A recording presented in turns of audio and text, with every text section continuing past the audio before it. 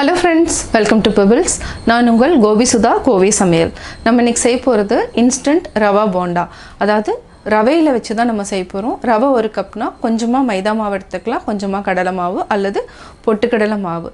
இதை வந்து என்னென்னா ஒரு 30 minutes நல்லா ஊற வச்சுட்டு அதுக்கப்புறம் வெங்காயம் பச்சை மிளகாய் ஆட் பண்ணி செய்ய போகிறோம். இது வந்து ஈவினிங் ஸ்நாக்ஸுக்கு வந்து ரொம்ப நல்லாயிருக்கும். டீ கூட நம்ம சாப்பிட்லாம். இப்போ எப்படி செய்கிறதுன்னு பார்க்கலாம். இன்ஸ்டன்ட் ரவா போண்டாக்கு தேவையானது நம்ம ஒரு கப் அதாவது 200 கிராம் அளவுக்கு ரவை எடுத்துக்கலாம். இது கூட 1/4 கப் அதாவது 50 கிராம்ஸ் அளவுக்கு மைதா மாவு இதையும் சேர்த்துக்கலாம். தேவையான அளவு உப்பு, நம்ம கொஞ்சமாக வந்து பேக்கிங் சோடா ஆட் பண்ணிக்கலாம். கடலை மாவு ஒரு 50 கிராம்ஸ். இது கூட நம்ம ஒரு கப் அளவுக்கு தயிர் ஆட் பண்ணிக்கலாம். நல்லா மிக்ஸ் பண்ணி விடுங்க. இது வந்து மினிமம் வந்து ஒரு 30 minutes வந்து நல்லா ஊறணும். அப்போ தான் வந்து நல்லா வந்து பேட்டர் வந்து நல்லா திக்காகணும். அதே மாதிரி ரவையினோட இதுவும் நல்லா ஊறணும். இது வந்து நல்லா கிறிஸ்பியாக இருக்கும். நல்லா ஊறி பேட்டர் ரெடியானதுக்கப்புறம் நம்ம வந்து வெங்காயம் பச்சை மிளகாய் இஞ்சி எல்லாம் ஆட் பண்ணிக்கலாம். இன்னும் கொஞ்சம் தண்ணி விட்டுக்கலாம். இப்போ பார்த்தீங்கன்னா நல்லா திக்கான கன்சிஸ்டன்சி. தண்ணி விட்டால் என்ன ஆகும்னா இன்னும் ரவை வந்து நல்லா ஊறி வரப்போ இது கரெக்டாக இருக்கும். பேட்டர் வந்து கொஞ்சம் திக்காக இருக்கும். இதை வந்து நல்லா அப்படியே கரண்டிலே மிக்ஸ் பண்ணிக்கோங்க. உப்பு கரெக்டாக இருக்கான்னு செக் பண்ணிக்கோங்க. பார்த்தீங்கன்னா ரவை வந்து நல்லா அப்படியே கொரகொரப்பாக தெரிகிற மாதிரி இருக்கும். இன்னும் ஒரு 4 டேபிள் ஸ்பூன் அளவுக்கு தண்ணி விட்டு மிக்ஸ் பண்ணிவிட்டு இதை மூடி வச்சுக்கலாம். 30 minutesக்கு அப்புறம் நம்ம வெங்காயம் எல்லாமே ஆட் பண்ணிக்கலாம். இப்போ நம்ம கொஞ்சம் கொஞ்சமாக தண்ணி விட்டு இந்த பதத்துக்கு கொண்டு வந்துட்டோம். இப்போ நம்ம மூடி வச்சுக்கலாம்.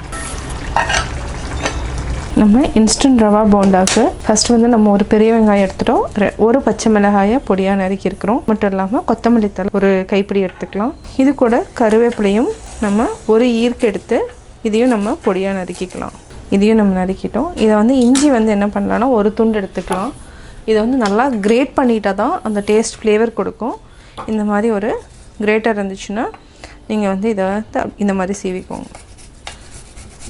இது ரொம்ப பொடியாக இருக்கும். இது அட்லீஸ்ட் மினிமம் வந்து ஒரு 3/4 டேபிள் ஸ்பூன் அளவுக்கு நம்ம எடுத்துருக்குறோம். இது வந்து என்னென்னா டைஜஷனுக்கு ரொம்ப நல்லது. அதுக்காக நம்ம இஞ்சி எடுத்துக்கலாம். அதே மாதிரி ஃப்ளேவர் வந்து நல்லா கொடுக்கும். அவ்வளோதான். இப்போ என்னென்னு நம்ம பார்க்கலாம். இப்போ பார்த்திங்கன்னா நல்லா ஊறி நல்லா உப்பி வந்திருக்கு. இது கூட நம்ம கொத்தமல்லி தழை ஒரு கைப்பிடி அளவுக்கு ஆட் பண்ணிக்கலாம். இஞ்சி 3/4 டேபிள் ஸ்பூன், கருவேப்பிலை பச்சை மிளகாய் இதையும் நம்ம பொடியாக நறுக்கியிருக்கிறோம். இப்போ நம்ம ஒரு பெரிய வெங்காயம் இதையும் ஆட் பண்ணிக்கலாம். இதை வந்து நம்ம நல்லா கைவிட்டே மிக்ஸ் பண்ணிக்கலாம். அப்போ தான் உடைக்க முடியும். இந்த கன்சிஸ்டன்சி பார்த்திங்கன்னா கரெக்டாக இருக்கும். இதுக்கு வந்து என்னென்னா கடலை மாவு நான் ஆட் பண்ணியிருக்கேன். நீங்கள் வந்து பொட்டுக்கடலை மாவு இருந்தாலும் அதுவும் நம்ம வந்து ஆட் பண்ணிக்கலாம். அதுவும் நல்லா டேஸ்ட் கொடுக்கும். அவ்வளோதான். இப்போ நம்ம டீப் ஃப்ரை பண்ணி எடுத்துக்கலாம். உப்பு இருக்கான்னு செக் பண்ணிக்கோங்க. உப்பு பத்தலைன்னா ஆட் பண்ணிக்கலாம். கை வந்து நம்ம தண்ணியில் நனைச்சிக்கலாம். இப்போது அப்படியே கொஞ்சம் கொஞ்சமாக நம்ம போட்டுக்கலாம்.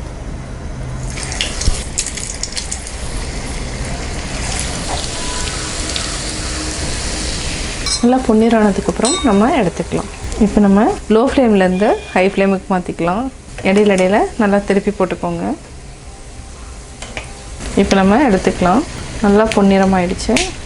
எண்ணெயை வடிச்சிட்டு எடுத்துக்கலாம்.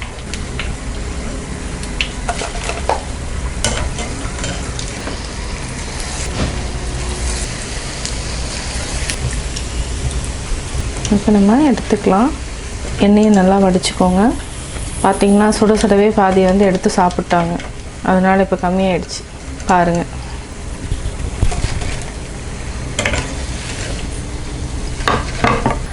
Evening snacks rava bonda ready. Instant rava bonda எப்படி செஞ்சேங்கிறத பார்த்தீங்க. நீங்களும் வீட்டில் ட்ரை பண்ணி பாருங்கள். பார்த்துட்டு உங்களுடைய கமெண்ட்ஸ் எனக்கு சொல்லுங்கள். லைக் பண்ணுங்கள், ஷேர் பண்ணுங்கள், கமெண்ட் பண்ணுங்கள், மறக்காமல் சப்ஸ்கிரைப் பண்ணுங்கள். அது மட்டும் இல்லாமல் பக்கத்தில் இருக்கிற பெல் ஐக்கானை கிளிக் பண்ணிங்கன்னா நாங்கள் அப்லோட் பண்ணுற வீடியோவை நீங்கள் உடனுக்குடன் பார்க்கலாம். என்னோடய குக்கிங் வீடியோ முடிஞ்சதுக்கப்புறம் பார்த்தீங்கன்னா ஒரு திருக்குறள் வந்து நீங்கள் பார்க்கலாம். உங்கள் குழந்தைகளுக்கு நீங்கள் சொல்லித்தரலாம்.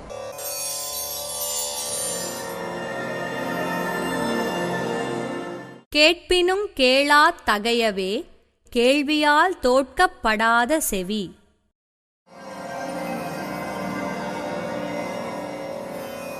விளக்கம்.